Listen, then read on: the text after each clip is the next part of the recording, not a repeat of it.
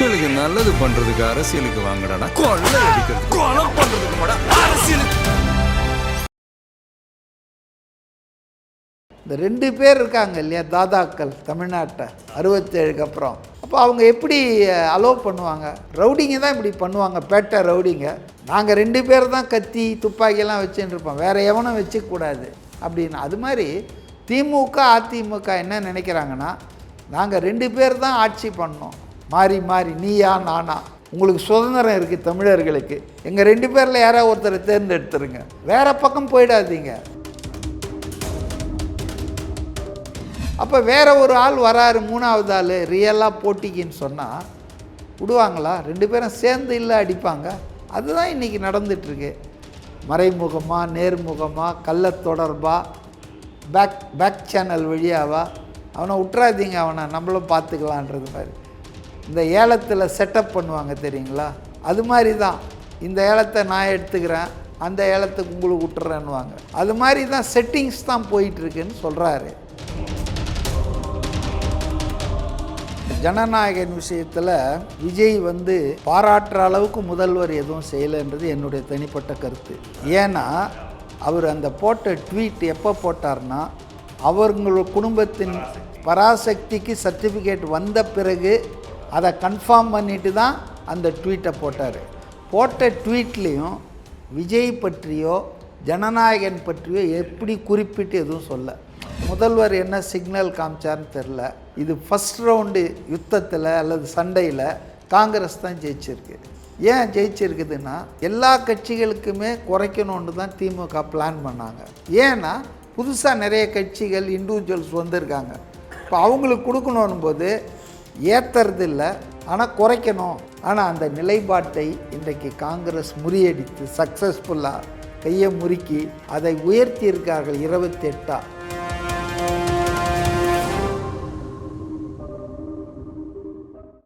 Sir வணக்கம் sir. வணக்கம். பேசுகிறப்ப அந்த இறுதியை முடிக்கிறப்ப அதிமுக திமுக இந்த 2 கட்சிகளும் எப்படி பிளான் பண்ணிட்டு இன்னொருத்தர், அதாவது இவரண்ட் இல்லாமல் யார் வந்தாலும் அவங்கள வளர விடக்கூடாதுன்ட்டு இருக்காங்கன்ற மாதிரி ஒரு சார்கேசமாக கலாய்ச்சிருந்தார். அது ஒன்று. இன்னொன்று, இந்த ஜனநாயகன் படம் அந்த சிக்கல் பற்றி நேற்று தான் அட்ரஸ் பண்ணார் டைரெக்டாகவே. அதில் கொஞ்சம் முதலமைச்சர் அவர்களும் ஹெல்ப் பண்ணார். சரி, அவரும் பூசி மொழியும் சொன்னார், இருந்தாலும் அவருக்கு நான் நன்றி தெரிவிச்சிருக்கேன்ற மாதிரி அதையும் சார்கேசமாக கலாய்ச்சார். இதை எப்படி பார்க்குறீங்க? ஆக்சுவலாக இந்த டைவர்ஸ் விஷயத்தை பற்றி அவர் முன்னாடியே நடக்கும்ட்டு அவர் நினச்சி, அதாவது இது என்னைக்குனாலும் நடக்கும், அன்னைக்கு நம்ம ஃபேஸ் பண்ணிக்கலாம் அப்படின்ற மாதிரி தான் அவரோட தாட் இருந்த மாதிரி தெரியுது. ஏன்னா எப்பாடா இது அன்னைக்கே வெளியே வர வேண்டியது வெளியே வந்துருச்சு அப்படின்ட்டு தான் அவர் இப்போ ஜனநாயகனோட அந்த பிரச்சனை மென்ஷன் பண்ணதே கரூர் ஜனநாயகன் இஷ்யூ. இதை தவிர கட்சிகள் எனக்கு சிக்கல் கொடுக்குது, எவ்வளோ அவதூறு பரப்புவீங்க அப்படின்ற ஒரு விஷயத்தை முன் வச்சார். இந்த விஷயங்களை எப்படி பார்க்குறீங்க? அதாவதுங்க, ஜனநாயகன் விஷயத்தில் விஜய் பாராட்டுற அளவுக்கு முதல்வர் எதுவும் செய்யலைன்றது என்னுடைய தனிப்பட்ட கருத்து. ஏன்னா அவர் அந்த போட்ட ட்வீட் எப்போ போட்டார்னா, அவங்களோட குடும்பத்தின் பராசக்திக்கு சர்டிஃபிகேட் வந்த பிறகு அதை கன்ஃபார்ம் பண்ணிட்டு தான் அந்த ட்வீட்டை போட்டார். போட்ட ட்வீட்லேயும் விஜய் பற்றியோ ஜனநாயகன் பற்றியோ எப்படி குறிப்பிட்டு எதுவும் சொல்ல. பொதுவாக கருத்து சுதந்திரத்துக்கு எதிராக பண்ணுறாங்க அப்படின்னு தான் போட்டாரே தவிர, it did not mention in anyway பர்டிகுலராக ஜனநாயகனுக்கு வந்திருக்க சிக்கலை பற்றியோ விஜய் படத்துக்கு வந்திருக்கிற முட்டுக்கட்டை பற்றியோ பேசவே இல்லை. லாஸ்ட்டு படம் தான் அது. ஸோ அவர் பொதுவாக அதாவது என்ன சொல்லுவாங்க, அதை அடித்தா மாதிரியும் இருக்கணும், காயப்பற்றக்கூடாது. Willing to strike upright to வூண்டுன்னு ஆங்கிலத்தில் சொல்லுவாங்க. அதுபோல் மோடியை அடிக்கிற மாதிரியும் இருக்கணும், ஆனால் காயப்பற்றக்கூடாது மோடிக்கு. அப்படி தான் அந்த ட்வீட் இருந்தது. அதுக்கு அவர் நன்றி தெரிவித்தார். சரி, ஓகே, அது அவருடைய இஷ்டம். ஆனால் அவருக்கு முன்னால் இந்த பிரச்சனை எழுந்த உடனே the leader of the opposition, இந்திய நாடாளுமன்ற மக்களவையினுடைய எதிர்க்கட்சி தலைவர் ராகுல் காந்தி பர்டிகுலராக இந்த ஜனநாயகன் விஷயத்தை சொல்லி கடுமையான விமர்சனத்தை பண்ணார். விஜய்க்கு ஆதரவாக ட்வீட் போட்டார். கரூரில் சம்பவம் நடந்தப்போ வெளிநாட்டில் இருந்தால் கூட ராகுல் காந்தி இவரை கூப்பிட்டு பேசி ஆறுதல் சொன்னார். ஏன் இந்த கூட்டத்தில் முதல்வர் ஒன்றுமே பண்ணாதவருக்கு நன்றி சொல்கிறீங்க? ஏன் ராகுல் காந்தி மேலே உங்களுக்கு என்ன காழ்ப்புணர்ச்சி, என்ன கோபம்? நீங்கள் அவருக்கு இல்லை தேங்க்ஸ் சொல்லியிருக்கணும். ஏன்னா ராகுல் காந்தி ஒரு ட்வீட் போட்டார்னா அதை எத்தனை லட்சம் பேர் பார்க்குறாங்க, அதனுடைய இம்பேக்ட் என்ன, இந்தியா பூரா போகுது. இது சும்மா தமிழ்நாட்டில் தான் இது சுற்றிக்கிட்டு இருக்கோம். ஸ்டாலின் போட்டது மோடியே பார்ப்பாரு, புரியுதுங்களா? அப்போ ஏன் எனக்கு புதிராக இருக்குது. அதுக்கு ரீசன் என்ன? மேபி அவர் உடனே ஃபோனில் கூப்பிட்டு கூட தேங்க்ஸ் சொல்லிட்டு இருக்கலாம், சொல்லியிருக்கலாம், அது எனக்கு தெரியாது. ஆனால் ஸ்டேஜில் பொதுவெளியில் ஒன்றுமே செய்யாதவருக்கு நன்றி சொல்கிறீங்க, செஞ்சவருக்கு தேங்க்ஸ் சொன்னால் என்ன குறைஞ்சிருவீங்க? அதில் எனக்கு என்னவோ விஜய் தவறு பண்ணிட்டாரு, அது சொன்னால் வேறு ஏதாவது புரிஞ்சுக்குவாங்கன்னா, இல்லை காங்கிரஸ் மேலே ஒரு அதிருப்தியை காட்டுறாரா, அதெல்லாம் என்னவாக இருந்தாலும் முதல்வருக்கு நன்றி சொன்ன அந்த மேடையில் அவருக்கு முன்னால் ராகுல் காந்திக்கு தான் அவர் நன்றி சொல்லியிருக்கணும்னு ஜனநாயகன் பிரச்சனையில், கரூர் பிரச்சனையில் நான் நினைக்கிறேன். அதே போல் இந்த 2 பேர் இருக்காங்க இல்லையா, தாதாக்கள் தமிழ்நாட்டை 67க்கு அப்புறம். அப்போ அவங்க எப்படி அலோவ் பண்ணுவாங்க? இப்போ நான் அதை உங்களுக்கு இன்றைய கான்டெக்ஸ்டில் பொருத்தணும்னு சொன்னால், உலகத்தில் அணு ஆயுதம் வச்சிட்ருக்கிறவங்க சில நாடுகள் தான், 5-6 நாடுகள் தான், நியூக்ளியர் கிளப்புன்றாங்க. அப்போ இந்தியா உள்பட, ஈரான் உள்பட, பாகிஸ்தான் உள்பட வேறு நாடுகள் அணு ஆயுதத்தை உருவாக்கணும்னு நினச்சா இந்த 5 பேர் விடமாட்டேன்றான், தடை பண்ணுறான். சரி, உனக்கு நான் அணு ஆயுதம் என் பாதுகாப்புக்காக செய்கிறத தடை பண்ணுற உரிமை எங்கேருந்து வந்தது? அணு ஆயுதமே வேணாவா? ஓகே, அப்போ நீங்கள் உங்ககிட்ட இருக்கிற அணு ஆயுதத்தெல்லாம் அழிச்சிருங்க, நியூக்ளியர் பவரை நாங்கள் பீஸ்ஃபுல் மீன்ஸுக்கு தான் பண்ணுவோம், எலக்ட்ரிசிட்டி ஜென்ரேஷனுக்குன்னு சொல்லுங்கள். அதை சொல்ல மாட்டாங்க. ஸோ இவங்க கத்தையாக அணு ஆயுதங்களை குவிச்சு வச்சுக்குவாங்களாம். ஆனால் வேறு யாரும் அணு ஆயுதம் செஞ்சால், ஈரானில் இப்போ என்ன போடுறாங்க, குண்டு எதுக்கு போடுறாங்க? நீ அணு ஆயுத நாடாக மாறிடக்கூடாது, அணு ஆயுதத்தை நீ செய்ய. இது என்னையா நியாயம்? ரவுடிங்க தான் இப்படி பண்ணுவாங்க, பேட்டை ரவுடிங்க. நாங்கள் 2 பேர் தான் கத்தி துப்பாக்கியெல்லாம் வச்சுன்னு இருப்போம், வேறு எவனும் வச்சுக்கூடாது அப்படின்னு. அது மாதிரி திமுக அதிமுக என்ன நினைக்கிறாங்கன்னா, நாங்கள் 2 பேர் தான் ஆட்சி பண்ணோம், மாறி மாறி, நீயா நானா, உங்களுக்கு சுதந்திரம் இருக்குது தமிழர்களுக்கு, எங்கள் 2 பேரில் யாராவது ஒருத்தரை தேர்ந்தெடுத்துருங்க, you are given that level freedom, வேறு பக்கம் போயிடாதீங்க. அது எப்படி சரியாக இருக்க முடியும்? அப்போ வேறு ஒரு ஆள் வராரு, 3வது ஆள் ரியலாக போட்டிக்குன்னு சொன்னால் விடுவாங்களா? 2 பேரும் சேர்ந்து இல்லை அடிப்பாங்க. அதுதான் இன்றைக்கி நடந்துகிட்ருக்கு. மறைமுகமாக, நேர்முகமாக, கள்ள தொடர்பாக, பேக் சேனல் வழியாவா, அவனை விட்டுறாதீங்க, அவனை நம்மளும் பார்த்துக்கலான்றது மாதிரி. இந்த ஏலத்தில் செட்டப் பண்ணுவாங்க தெரியுங்களா, அது மாதிரி தான். இந்த ஏலத்தை நான் எடுத்துக்கிறேன், அந்த ஏலத்துக்கு உங்களுக்கு விட்டுறேன்னுவாங்க. அது மாதிரி தான் செட்டிங்ஸ் தான் போயிட்டுருக்குன்னு சொல்கிறாரு. அது உண்மையான ஓரளவுக்கு உண்மை தான். திமுக அதிமுக எல்லாமே வேறு ஒரு கட்சி ஆட்சிக்கு உட்காந்தா இவங்க 2 பேருடைய வண்டவாளம் தண்டவாளத்தில் ஏறிடும்ல, ஊழல்லேருந்து மிஸ்ரூல்லேருந்து எல்லாமே. அதனால் அவங்க அச்சப்படுறாங்க. அதை அவர் சொல்கிறாரு, அதில் ஒன்றும் தப்பு இருக்கிறதா எனக்கு தெரியல.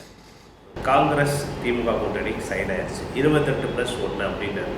ஆக்சுவலாக காங்கிரஸ் ஃபஸ்ட்டு பேரை கேட்டது 40 அப்படின்னு சொன்னாங்க, இப்போ 28+1 மாறி இருக்கு. ஆக்சுவலாக இது ஜாஸ்தின்னு தான் சொல்கிறாங்க. கொஞ்சம் ஒரு 15 வருஷத்தில் காங்கிரஸுக்கு கிடைச்சதில் இந்த தொகுதிகள் ஜாஸ்தின்னு தான் சொல்கிறாங்க. உள்ளே என்ன நடந்துக்கிறதா பார்க்குறீங்க? மு.க. ஸ்டாலின் அவர்கள் வேற நேற்று அண்ணா அறிவாலயத்தில் ஒரு சிக்னல்லாம் கொடுத்துட்டு போனார். ஸோ இதோட பின்னாடி என்னவா வந்திருக்கும்? இவங்களோட வெற்றி என்ன மாதிரி? முதல்ல நீங்கள் சொன்னதில் ஒன்று தவறு. 2016 காங்கிரஸ் கட்சி திமுக கூட்டணியில் 41 தொகுதியில் போட்டியிட்டது. 2021 தான் அதை 25 குறைச்சாங்க. இன்றைக்கி 28 உயர்த்தியிருக்காங்க. அதனால் இது ஏதோ வரலாற்றிலே இல்லாததில்லை. காங்கிரஸ் இதுக்கு முன்னாலேயே இதுக்கு அதிகமான தொகுதிகளில் ஒதுக்கப்பட்டிருக்கிறது, போட்டியிட்டிருக்கிறது. அதனால் அது சரியில்லை. அடுத்தது முதல்வர் என்ன சிக்னல் காமிச்சார்னு தெரில. இந்த ஃபஸ்ட் ரவுண்டில், நான் ஏன் ஃபஸ்ட் ரவுண்ட் சொல்கிறேன்னு விளக்குறேன். இது ஃபஸ்ட் ரவுண்டு யுத்தத்தில் அல்லது சண்டையில் காங்கிரஸ் தான் ஜெயிச்சிருக்கு. ஏன் ஜெயிச்சிருக்குதுன்னா, எல்லா கட்சிகளுக்குமே குறைக்கணுன்னு தான் திமுக பிளான் பண்ணாங்க. ஏன்னா புதுசாக நிறைய கட்சிகள் இண்டிவிஜுவல்ஸ் வந்திருக்காங்க. இப்போ அவங்களுக்கு கொடுக்கணும் போது ஏற்றுறது இல்லை, ஆனால் குறைக்கணும் 1 2 அப்படின்னு இம்ப்ளிமெண்ட்டாக பண்ணாங்க. இந்தியன் யூனியன் முஸ்லீம்களுக்கு 3 2 ஆக்கிட்டாங்க, 1 குறைச்சிட்டாங்க. ஸோ இதுதான் அவங்க நிலைப்பாடாக இருந்தது. ஆனால் அந்த நிலைப்பாட்டை இன்றைக்கு காங்கிரஸ் முறியடித்து சக்ஸஸ்ஃபுல்லாக கையை முறுக்கி மேரத்தான் ரேஸ் அடித்து இன்றைக்கி 25 குறைக்காமல் பார்த்து கொண்டது மட்டுமல்ல, அதை உயர்த்தியிருக்கார்கள் 28. போனஸாக ஒரு Rajya Sabha is equal to 6 assembly seats. ஆக ஒட்டுமொத்தமாக ஒரு 9 சீட்டு இன்க்ரீஸ் பண்ணியிருக்காங்கன்னு போது இந்த ரவுண்டில் காங்கிரஸ் ஜெயிச்சிருக்கு. இதில் முதல்வர் சூழ்ச்சி பண்ணிட்டாங்க, நாங்கள் வெற்றி பெற்றுட்டோம், முறியடிச்சு, இதெல்லாம் ஒன்றுமே. யார் சூழ்ச்சி பண்ணுறாங்க? இப்போ என் மனைவி என்கிட்டவே இருக்காங்க தொடர்ச்சியாக அப்படின்னா அது எனக்கு வெற்றியா? அப்படி நான் சொன்னீங்கன்னா அது வெற்றியா? அதனால் அது சரியில்லை. 2வது ரவுண்டில் யார் வெற்றி பெறுவாங்கன்னு, 2வது ரவுண்ட்னா என்ன? தொகுதிகள், ஐடென்டிஃபிகேஷன் ஆஃப் கான்ஸ்டுவன்சிஸ். இது நம்பர் தான், இது நம்பர் கேம். அடுத்தது ஐடென்டிஃபிகேஷன் ஆஃப் கான்ஸ்டுவன்சிஸ். 25 தொகுதியில் இப்போ எம்எல்ஏ கட்டுறாங்க. அந்த 25 தொகுதி உங்களுக்கு கிடைக்குமா? எனக்கு தெரியாது. ஏதாவது 25 தொகுதி தேராத தொகுதி, திமுகவுக்கு வெற்றி வாய்ப்பே இல்லாத தொகுதியை காங்கிரஸ் தலையில் கட்டினா வேறு கூட்டணி கட்சி, அதுதான் செகண்ட் ரவுண்ட். அப்போ அதில் ஒரு பிரச்சனை வரும். ஐடென்டிஃபிகேஷன் ஆஃப் காங்கிரஸ் என்ன நினைக்கும்? கிடைச்ச தொகுதியெல்லாம் ஜெயிக்கிற மாதிரி வாங்கணும்னு நினைப்பாங்க. வெற்றி வாய்ப்பாக பிரகாசமாக இருக்கிற தொகுதி வாங்கணும்னு நினைப்பாங்க. இப்போ நம்மெல்லாம் ஞாயிற்றுக்கிழமைனா மாமிசம் வாங்கிறதுக்கு கடைக்கு போவோம், கசாப் கடை. 1 கிலோ வாங்குகிறோம் இறைச்சின்னா, ஒரு 1/4 கிலோ எலும்பாகவே போட்டால் வில் யூ பி ஹாப்பி? ஏன்னா 1 கிலோ 1100 ரூபா இறைச்சி. இன்றைக்கி எலும்புக்கு 1100 ரூபா கொடுக்குறீங்கன்னா, அப்போ அது போல தான் 28 ஓகே, இதெல்லாம் வச்சிங்கன்னு கொடுத்துட்டாங்கன்னா, எலும்பாக போட்டாங்கன்னா காங்கிரஸுக்கு செகண்ட் ரவுண்ட்லேயும் சண்டை இருக்குது. அதை தான் நான் சொல்ல வந்தேன். ஓவராலாக பார்த்திங்கன்னா யாருக்கும் இதில் வெற்றி தோல்வின்னு சொல்ல. அவங்க கூட்டணியில் இருந்தாங்க, கூட்டணியில் தொடர்கிறார்கள். இடையில் சில ஊழல்கள், சில சண்டைகள் நடந்தது. அது எல்லாமே தொகுதியையே குறைக்காமல் பார்த்துக்கிறதுக்கு, தொகுதியை கூடுமான வரையில் இன்க்ரீஸ் பண்ணுறதுக்கு. அதில் காங்கிரஸ் ஜெயிச்சிருக்கு. திமுக குறைக்கணும்னு நினச்சது, அட்லீஸ்ட் ஸ்டேட்டஸ்கோ மெயின்டைன் பண்ணணுச்சு. அதில் அவங்களால அதை செய்ய முடியல. ஸோ டிஎம்கே தோற்றுருக்குது. இது 2 பேருக்கும் தேவைகள் இருக்குது. தேசிய அளவு தேவைகள், மாநில அளவு தேவைகள் இருக்குது. அதனால் அவங்களுக்குள்ள அவங்க அடித்தாலும் பிடிச்சிக்கிட்டாலும் ஒன்றா தானே இருக்கணுன்ற கம்பல்சன் இருக்கிறதால இந்த கூட்டணி தொடருது. இதில் பெரிய சூழ்ச்சியை முறியடித்தோம், இதெல்லாம் சும்மா பேச்சுங்க, வெட்டி பேச்சு. மக்களுக்கு நல்லது பண்றதுக்கு அரசியலுக்கு வாங்கடா, கொள்ளை அடிக்கிறது